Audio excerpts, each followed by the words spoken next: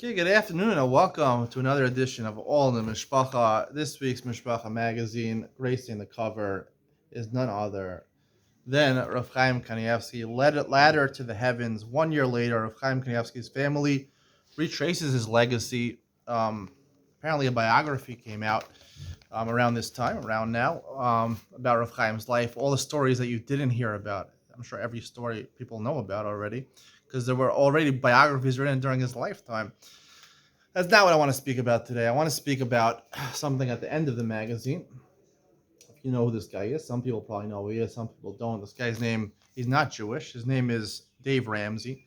Um, Dave Ramsey, I'll read what they wrote about him. He's America's leading authority on personal finance, and his bold, uncompromising approach has saved thousands of families from crushing debt. But Dave Ramsey says the foundation of his system was there all along. It's common sense, biblically based wisdom. Okay, so they're introducing him. If you know who Dave Ramsey is, some people know he is, some people don't. If you watch YouTube, he's a big YouTuber. He's not known for his YouTube. He has a call-in radio show, Ramsey Solutions. He's written a bunch of books. He's someone people call up and they say, Dave, I got $1 million in debt. I'm only 12 years old. Dave, help me. The gambling problem.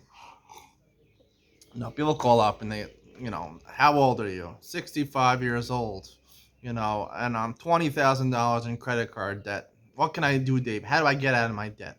That's typical call. People call, I started implementing your plans. He has a whole system, Ramsey Solutions, how you get out of debt, what you should do after you get out of debt to maintain financial freedom, have a certain amount saved up for an emergency account. You want to start, I'll read it. Some of the things he actually advises over here in a general sense.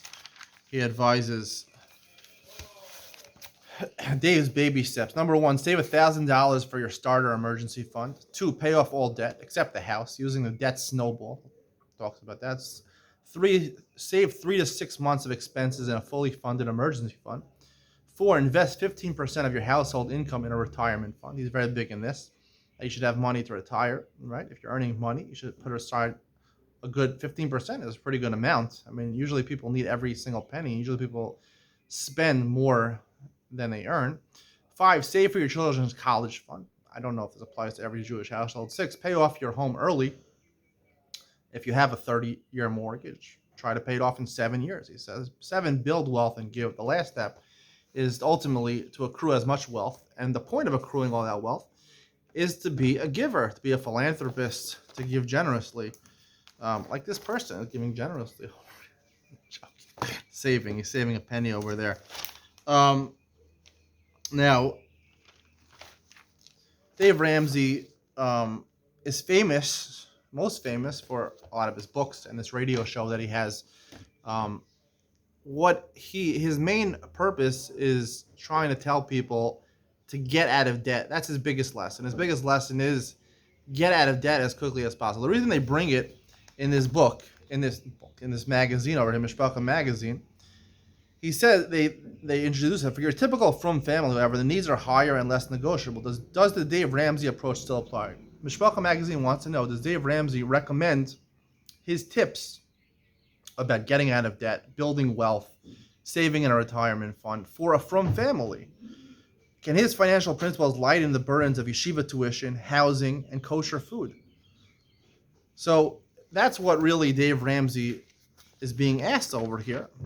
They didn't ask him. He was on a podcast with this guy Ellie Langer, my first cousin.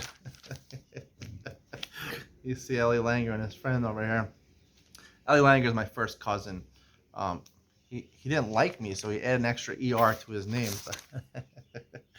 He has a Kosher Money podcast. They went all the way down. I believe this is in his studio over there in, I think it's Memphis, Tennessee. It's in Tennessee somewhere.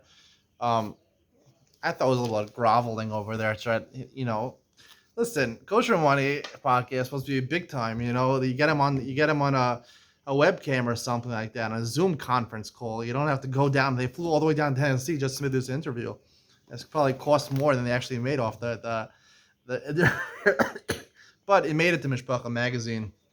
So they wanted to talk with Dave Ramsey about what he thinks, how his solutions for paying off debt and building wealth would apply to someone who's living in frum circles where there's certain things that you have to do. You have to live in, there's not so much real estate that's available, for good prices. If you want to live in the in communities, right, not out of town, you're going to pay a lot of money for your house. You have yeshiva tuition, kosher food, and things like that. So, what does he recommend for the community? It was an episode on the podcast. I didn't see that episode, but I am seeing here some snippets of what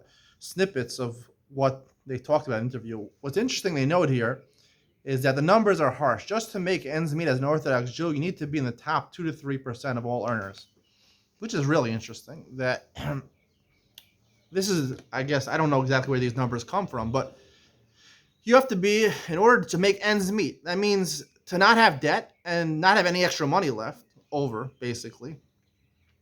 As a frum Jew, you have to be in the top 2 to 3% of earners in America and the world. That's really hard. I mean, I don't know exactly the numbers.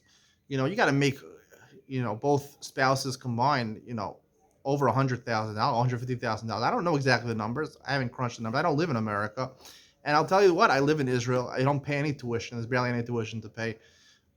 Kosher food is kosher food. I mean, there's only kosher food here in Israel. Health insurance, also is a big thing that in America you have to pay. I mean, that's not just for frum Jews. In Israel, you don't have health insurance. You have basically, pay very little each month to, socialize medicine over here. So without tuition, without health insurance, you really save a lot of money. Of course, housing here is really expensive. Even, you get much less for your money here than you do in America. But a lot of people solve that by, when they get married, they have their in-laws pay for an apartment over here, because that's really the hardest part financially of living in Israel. So I want to talk today. They discussed it with Dave Ramsey. He told them what he thinks some people should do. One of the questions they posed to him was, a lot of people, young couples in America, they get married. For the first couple of years, they move into an apartment, let's say, and then they want to buy a house because all their friends are buying houses. And they're going to buy in Queens. They're going to buy in the 5 towns. You know how much a house in Queens or the 5 towns costs? He says it could cost up to 70. Their mortgage for that house could cost 70% of their earnings. So already 70% of what you earn, both spouses are earning that month, is already taken up in your mortgage. Even a 30-year mortgage. So it's pretty hard not to go into debt. What do you do? So Dave said he recommends. He had 3 solutions over here. If you're actually in debt, with most people are in debt. Either number 1, house poor. If you have an extremely high mortgage, you can cut out a whole bunch of other expenses to make it somewhat doable. At this point, you're the definition of a house poor. You have a house and can keep paying your mortgages, but you cut back on basically everything else, meaning cutting back on groceries, vacations, summer camps, tuition. You can't cut back on tuition. Number 2, a side hustle. When someone can't afford her life, it's because the 2 sides, expenses and income, don't add up. If you can't cut the expenses, the other option is to adjust your income. Get busy with a side hustle or accelerate your career. You need to get the income side up so it's no longer lower than your cost of living. Okay, take another job. 3, step back. The third option is to consider selling the house. Take a step back and ask yourself what the cost is. If you have the house, what are you giving up instead? Is the house more important than sending my kids to private school? Is the Carleys more important than sending them to summer camp? You have to make that choice. He said it's very hard to make these decisions. You have to make these tough decisions. His biggest thing is get out of debt. Don't get into debt. And if you're in debt, right, pay it off. Pay off the smallest debt first, then the larger debt until you're finally debt free. And once you're debt free, the key is to make sure not to spend more than you're earning, right? Obviously, this is a key not to go into debt in the first place. And if you have to get out of debt, you're going to have to allocate some of your earnings to pay off that debt. But make sure, even if you're debt-free, not to spend more. Budgeting. That's his main point. His main point, he says, is budgeting. You have to learn how to budget. In his words, a great first step of intentionality is to make a monthly budget together. Before the month begins, get on the same page and create a plan to spend every dollar on paper on purpose. when you're looking at the budget as a whole, you can make smarter choices. You'll choose not to spend on something extra if you see it means cutting your food budget and possibly running out of groceries. Once you're intentional with every dollar, you'll start moving your family toward a bigger vision, which is the only way to stamp out bad short-term money thinking. This was in response to a question where it said in our community it's pretty usual for couples to marry young with barely any experience in making or managing money. What would you say are the biggest mistakes young couples could make, and how would you suggest they avoid them? So he said the biggest mistake everyone makes with money is simply not paying attention, meaning basically not budgeting. You got to budget. He repeats this over and over. His two principles, if I were to summarize who Dave Ramsey is: number one, budget, right? Make a monthly budget. Do not spend. He always says, do not spend more than you earn. Number two is about paying off debt, meaning if you're in debt already, pay it off. Pay it off as quickly as possible. First pay off your small debts, then move on to pay. Get debt free, live within your budget. Everything's great in life. And obviously put money towards, somehow find the extra money to put money, 15% towards some sort of investment fund for when you're older, and college fund. Okay, it doesn't apply for all from Jews. Some of them value college, some of them don't. The point is that in reality, from reality, I didn't see the whole podcast. I don't exactly know where their conversation went, what specifically he said. Not very much is written in these couple pages. I do know that it's completely untenable, whatever Dave Ramsey's solution. And I'm willing to even say a little further that I think Dave Ramsey's solutions are not even good for the people who are not Jewish or not from. I'll tell you why in a second. The reason debt is so terrible. Why is debt so terrible? Debt is so terrible because it weighs on you. When you owe money to someone, or you owe money to credit card companies, credit card debt, or you have just about a car lease is even bad to owe money to pay for your car, or any type of debt. You borrow money from a gemach, you borrow money from a friend or a loan shark. That's very, it's really hard because when that due date comes, you got to pay up the money, and the loan shark is after you. I mean, sometimes it can depends who you borrow money from. People could threaten you with your life. They can take your kids away. I mean, it's scary. It's scary. And even if it's from a gemach, right? From gemach here in Israel or something like that, where you're dealing with all from Yidden, like they're gonna want their money back at some point.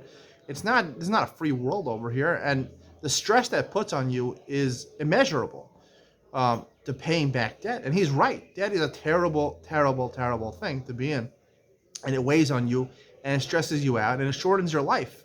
And if you could avoid it at all costs, avoid it.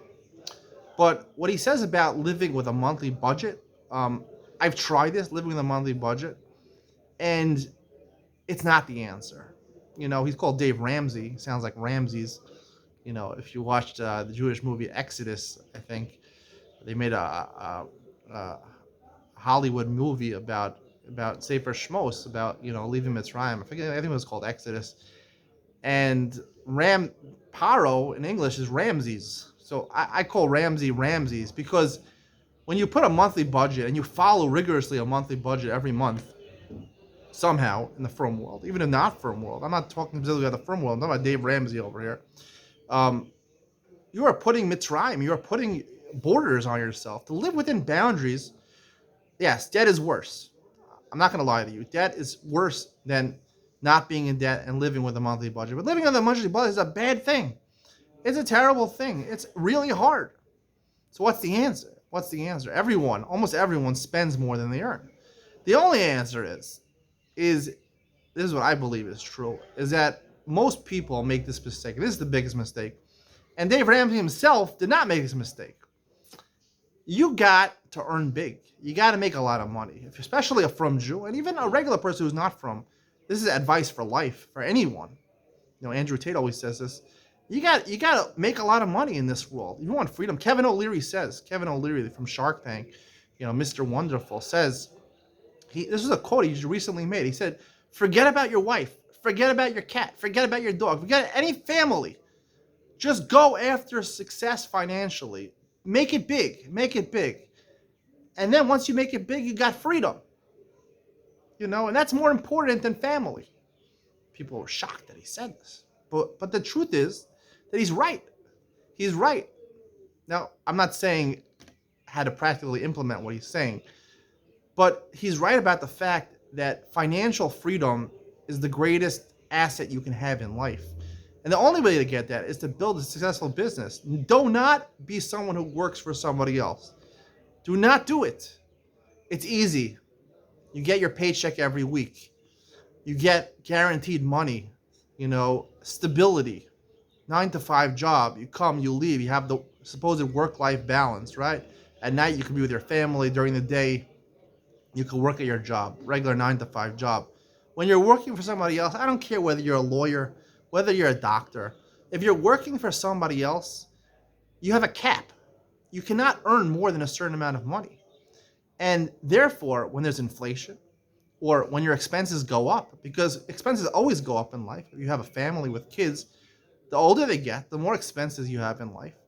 And wherever you live, whether it's America or the UK or Canada or Israel, wherever you live, right? It's always going to be expensive. There's always expensive and pricey things to pay for in life, especially marrying off kids, and some communities you have to pay for their cola lifestyle, and you got to pay for a house for them here in Israel. So you're always going to need a lot of money, and you're going to you need the scalability of a business. Businesses are scalable, meaning you could always increase. If you have built a solid business, you could always market more, increase your the size of your business, as long and that's also with every business you have to try to find a business that is scalable and could be expanded in the time need be, and you should aim for a wide audience. Some people find their niche. It's advocated on, for example, YouTube. This is what I do for my living. I don't make any money right now. The reason I'm doing YouTube is because it's a business, and some people like this guy Kosher Money over here. Living L'chaim is the channel, so he's doing pretty well now. He's got over 100,000 subscribers. But the problem is that he put himself in a small box. They always tell you on YouTube, all the people that give advice on how to build your channel, they say find your niche, find your niche. So for him, this person, he found the current from religious niche, Hamish religious niche. Some people are learning, some people are working, the niche right now.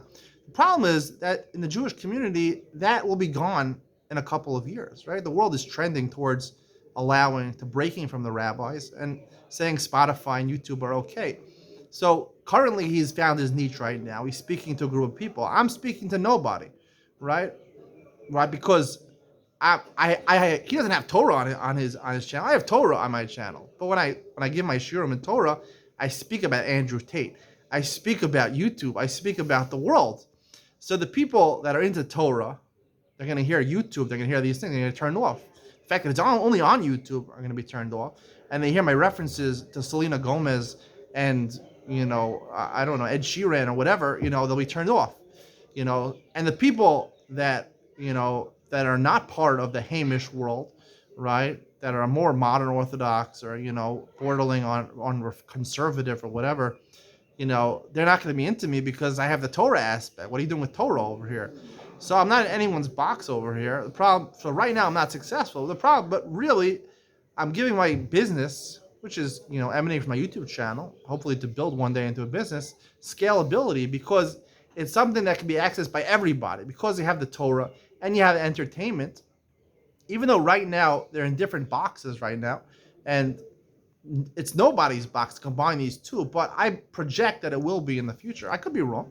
But the point is you got to aim big. The point is you got to aim big. You got to open up a business yourself, and you got to open a business that has the capability of being very scalable and expanding as much as possible and making it big. I mean, whether you want to be a startup's a great idea, nowadays. Doing a startup, making some sort of business that you can get investors behind you and, get a great valuation. You can sell it off for, millions of dollars and then be settled for life. If you can make $20 million, $25 million and sell your company, to some bigger company, you could be set for life. So that's what you got to do. That's really what you got to do. Now, people don't want to do this because people are risk averse.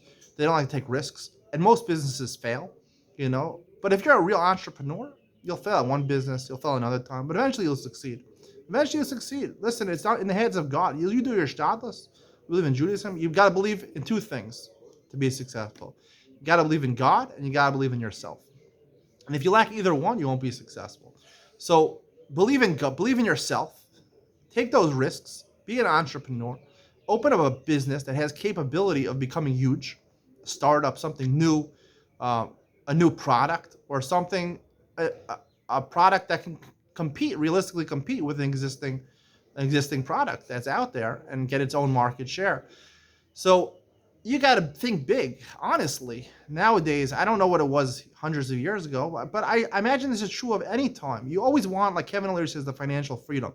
And Dave Ramsey himself, right? It says here in the article, originally he was earning $250,000 a year, and he was still in debt, and he went into bankruptcy because he was spending more than $250,000 he made every year. He's spending more.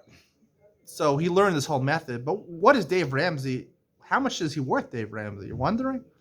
He's worth, I think, close to $600 million. He built up a huge real estate portfolio. Real estate is another great idea, right? Besides, there's a lot of different options. There's the startups. There's, you could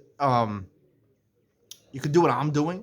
This is, build your business up as a YouTube channel, it's going to have, I believe, exponentially. Even Andrew Tate says this. You could attract attention, right? This is the wave of the future. You could attract attention to yourself, right? That's scalable beyond any measure because you could, market yourself and market products. People will pay you to do that. You become like a star. Like a movie star. This is the new movie stars on YouTube.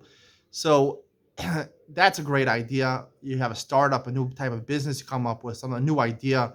Real estate is always a great option. Real estate, I personally don't like real estate because you have to actually manage the real estate that you own or pay someone to manage. You have to worry about all the real estate. Marbe Nechasa, Marbe Daiga.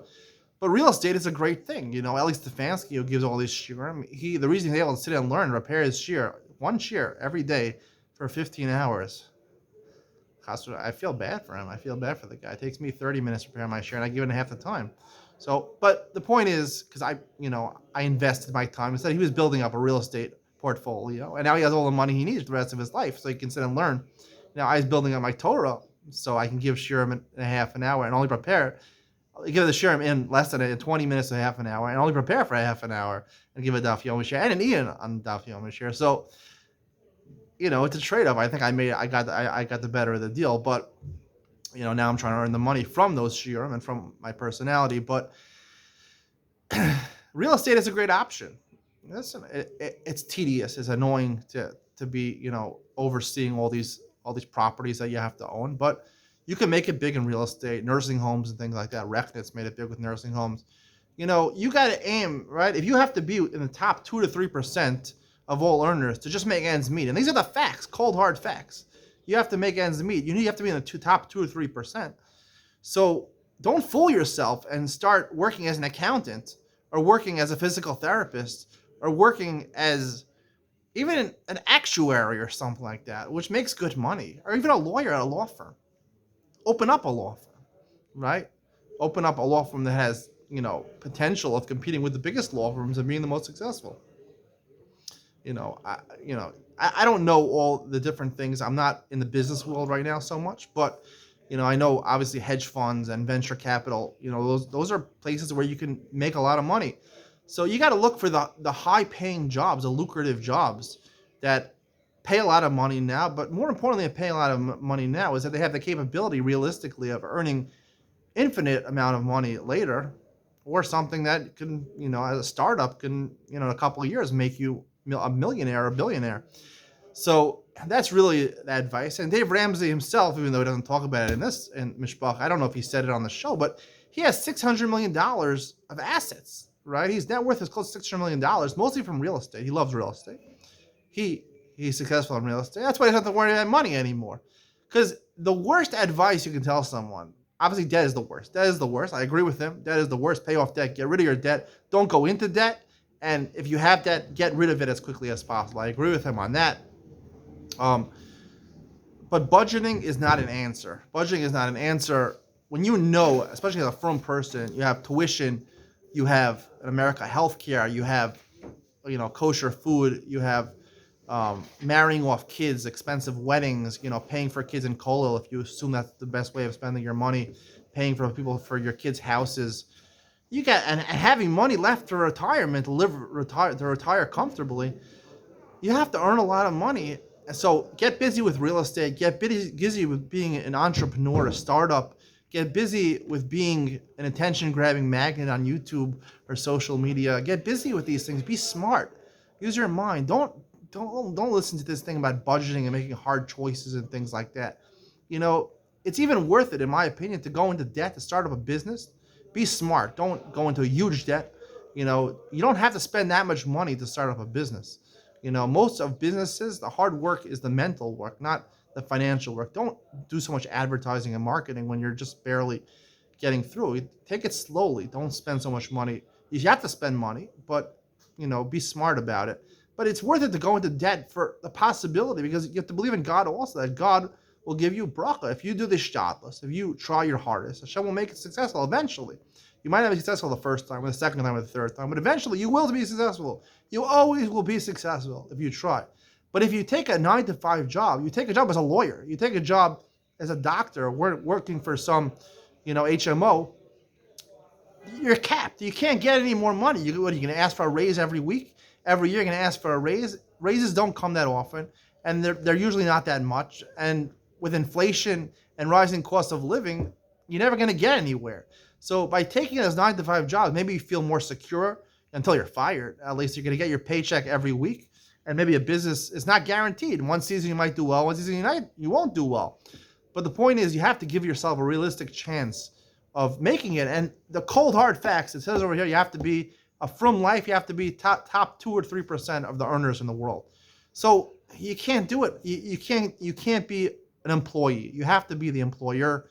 You have to build up your business. There's different ways of doing it. Real estate, even stock market. If you learn how to trade in the stock market, I think that's like the most risk taking. Learn how to trade in the stock market, because the stock market is so risky and it's so hard to predict. But I had friends from high school. They traded commodities. They always grew up. They said they were going to trade commodities.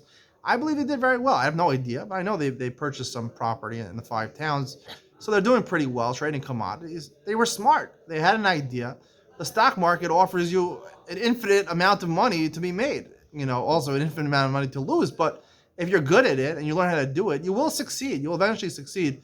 So either focus on grabbing attention, focus on real estate, focus on the stock market, focus on a startup. One of those 3 or 4 things, that's what you got to do. You have to have the ability to make it big. And again, I don't believe Kevin O'Leary is completely right. They should completely give up on your family.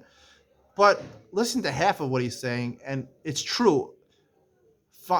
Being financially free is freedom. That's really freedom. When you can spend your money anyway. And what he says at the end, that you should earn a lot of money so you should be able to be philanthropic and give to a lot of people. I mean, it's a nice thing to give to a lot of people, but the most important thing is to have money so you can spend, right? You can't enjoy life if you can't spend money. Money does not buy happiness, but money does give you the ability to be happy if you spend it right. Without the right amount of money, you'll never be happy, right? If you're struggling to make money, you're struggling with a monthly budget, there's no more mates there. There's no more boundaries on a monthly budget. I lived with a monthly budget for 2 or 3 months. It was grueling. Obviously, I'm not in debt. Debt is worse. But it's grueling to live within a monthly budget. So don't buy into this budget thing. Do like Dave Ramsey did. He's not talking about it in this, at least in the pages of the Mishpacha magazine. Maybe he talked about it in the podcast. Be like Dave Ramsey. Go into real estate. Go big for it in the stock market. Was smart in the stock market. Or try to attract attention, or try to have a startup or something, and be on Shark Tank or something like that. That's the way to do it, because especially in the Frum family, even not Frum people, freedom is having financial freedom. That's the way it is, because if you have financial freedom, you're free. You can do whatever you want. Money will buy you anything. Literally will buy you anything. It doesn't buy health, but it can help you with your health. It can help you get a better doctor. Money is the best asset to have. Be able to spend as much as you want. And usually when you have a lot of money, people have a problem spending the money, right? But once you have the money, you can buy things that you want, or that you didn't even know that you wanted, but you'll discover the more money you have a lot of money, you can buy what you want. there's not too many multi-millionaires or billionaires that go into debt. It just doesn't happen. If you're making $200,000, you make a doctor. You're making 200. He was making $250,000 a year. He went to bank. He went to bankruptcy. $200,000 a year. I imagine doctors, make around that. I don't know. I think $200,000 a year. A good doctor. It's not good enough. It's not good enough. You got to go for $1 million. Be a millionaire. A millionaire is associated with rich. Be a multi-millionaire. $20 million, $25 million. That's your goal. $25 million. Somehow figure out to get there. With a will, there is a way. We say in Judaism, Ein davar she'om t'nei haratzon. If you really truly want it, you will get there. Believe in yourself. Believe in yourself. Take risks. Life, if you can't live life without taking risks, right? You can't cross the street without taking risks. That's part of life. If you try to run away from life, you try to swallow the blue pill, you're not going to get anywhere. You got to swallow the red pill. You got to take chances in life. You have to. This is the way life is built. I'll take the blue pill. I'll get my 9-to-5 job. I'll get my paycheck. Yeah, it might add up for that week, but in the long run, you're going to be in debt. You're going to be in debt. You're going to be budgeting. You're going to have a terrible life. Be smart about it when you're young. Go for the big bucks. Become the millionaire. Become the billionaire. Billionaire you don't have to become, but get as much money as you can, and even if you can't get the money right now, build something where Hashem could bring bracha, Hashem could bring blessing into your coffers. He could bring blessing. He can't bring blessing into a monthly paycheck that you get from an employer, right? It can't change that. We know that Hashem doesn't perform nisim.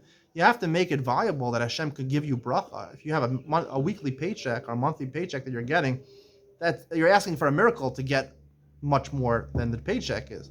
But when you build a business that could be really successful, then you're giving Hashem the ability to put that bracha into your bank account, to put that blessing into your bank account, and then you'll really have freedom.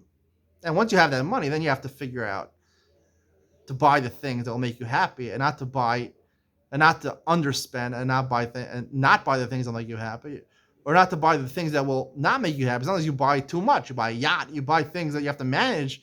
So you want to know exactly. That's the next step. The next step after you have all the money is to know how to spend the money, and that's something else. But the first step is to get financial freedom, like Kevin O'Leary says, and the way to do that is like Dave Ramsey did, but doesn't talk about it in this article. At least maybe he talks about it in other places. You got to build up that portfolio, become a rich person. That's all I have to say. Hope you enjoyed this week. See you next week.